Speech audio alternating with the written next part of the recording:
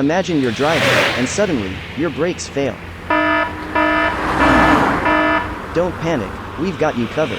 In this video, we'll show you how to safely stop both manual and automatic transmission cars in such a situation. So, let's dive right in.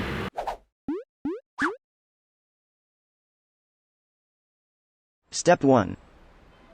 First, stay calm. Do not pull the handbrake or turn off the engine. A sudden handbrake pull can damage it. Keeping the engine running is crucial as it maintains power steering and braking. Lift your foot from the gas pedal. Roll down all your windows. This creates air resistance, slowing down the car slightly. Step 2. Signal and change lanes to the left or right, depending on your country's driving side. Turn on your hazard lights and honk your horn to alert other drivers. If available, move to the emergency stop lane. Do not leave the road unless absolutely necessary. Step 3.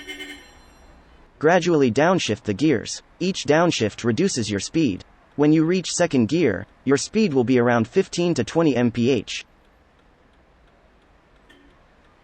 Now, gradually apply the handbrake to further reduce speed. Pull it until your car comes to a stop.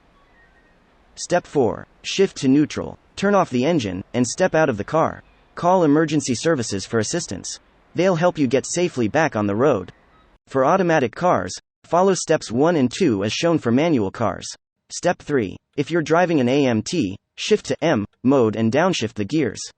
When you reach second gear, apply the handbrake gradually. Once stopped, put the car in P for parking mode. For CVT or DCT transmissions, use the paddle shifters to downshift to second gear.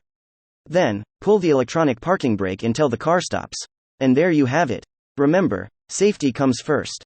If you found this video helpful, give it a thumbs up, share it with friends, and don't forget to subscribe to our channel for more informative content like this.